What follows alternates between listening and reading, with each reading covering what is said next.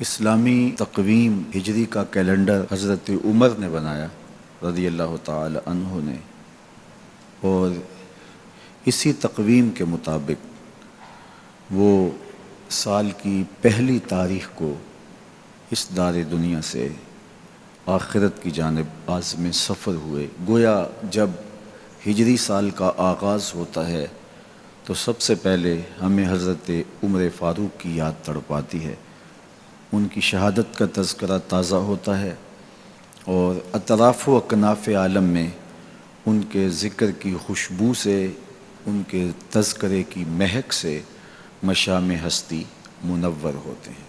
تو یہ نئے سال کا آغاز ہے، ہم نئے عزم کے ساتھ آگے بڑھیں اور اپنی صبح کا آغاز صلاۃ التہجد سے کریں۔ تہجد کے لمحے اللہ کی رحمتوں کے نزول کے خاص لمحے ہوتے ہیں۔ میرے بزرگ فرمایا کرتے تھے کہ باطن کی صحت کے لیے تہجد کی نماز بہت ضروری ہے، اور جسم کی صحت کے لیے صبح کی سیر بڑی ضروری ہے۔ تو یہ دو چیزیں جو ہے وہ بہت ضروری ہے۔ تو بالخصوص یہ بچے جو ہیں، جب اس عمر میں یہ ان کی عادت پختہ ہو جائے گی تو یہ زندگی کی آخری سانس تک باقی رہے گی۔ میرے بزرگ فرمایا کرتے تھے کہ مجھے تہجد کا عادی میری ماں نے بنایا ہے۔ وہ کس طرح کہتے ہیں کہ جب تہجد کا وقت ہوتا تو میری ماں میرے پاؤں آ کے دباتی تھی اور میں جلدی سے اٹھ جاتا، تو وہ تہجد کے لیے مجھے مصلی پہ بٹھاتی۔ اس کے بعد نماز فجر ادا کیجئے، اور سورۃ یاسین جو شخص اپنے دن کا آغاز سورہ یاسین سے کرتا ہے، سارا دن اس کی حفاظت ہوتی ہے شیاطین سے، شریروں سے، شر سے، گناہوں سے اور بہت سارے معاملات سے، اور نادیدہ حملوں سے، بہت کچھ چیزوں سے اللہ تعالیٰ اس کو محفوظ رکھتا ہے۔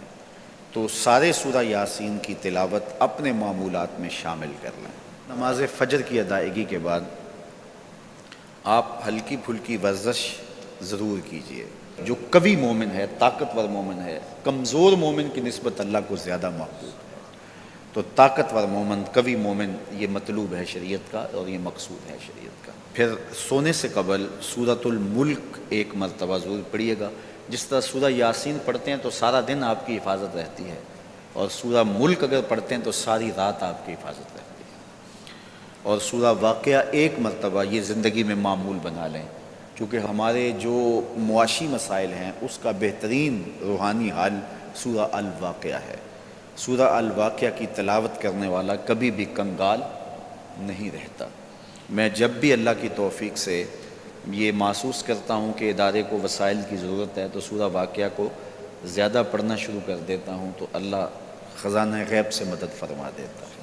اور جب بھی کبھی میں چاہتا ہوں حرمین طیبین میں حاضری کے لیے، تو سورہ واقعہ کی تلاوت میں لازمی کرتا ہوں، اس نیت سے کہ اللہ اس کی برکت سے وہاں، چونکہ ایک کا 1,00,000 کے بدلے میں جو ہے وہ ثواب ہے، تاکہ جو ہے وہ زیادہ سے زیادہ اللہ تعالیٰ وسائل عطا فرمائے۔ تو یہ ساری جو بہاریں آپ کو نظر آ رہی ہیں، اس میں بہت سارا حصہ سورہ الواقعہ کا ہے۔ جس معاشرے میں ہم جی رہے ہیں یہ ناہموار معاشرہ ہے۔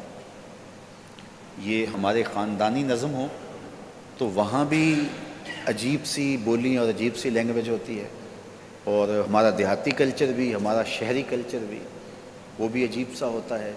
اسی طرح جو ہے وہ یہ ہمارے مدارس کی، مساجد کی دنیا بھی، یہ بھی ایک الگ کائنات ہوتی ہے۔